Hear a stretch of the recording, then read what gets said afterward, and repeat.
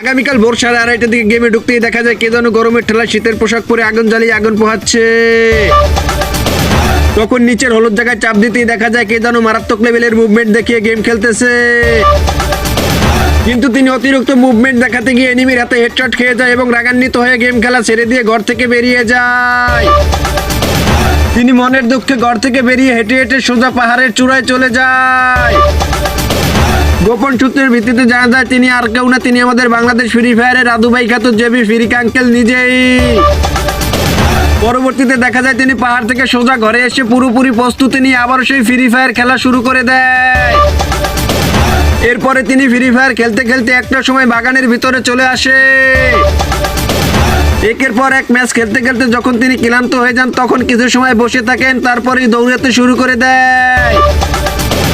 দৌড়াদৌড়ি শেষ করে এসেই তিনি আবারও গেম খেলতে শুরু করে দেন।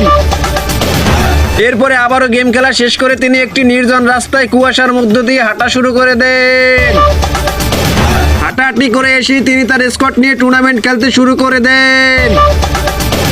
তবে হালকা কিছু পয়েন্টের কারণে টুর্নামেন্টে চ্যাম্পিয়ন হতে না পেরে তিনি আবারও মনের দুঃখে জঙ্গলে চলে যান।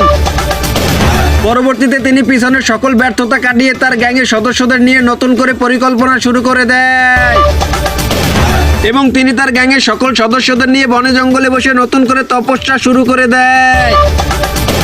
তবে জেবি ফ্রিক তার জীবনের সব থেকে বড় বড় ঝড়গুলোকে কাটিয়ে আমাদের মাঝে এখনো টিকে আছেন।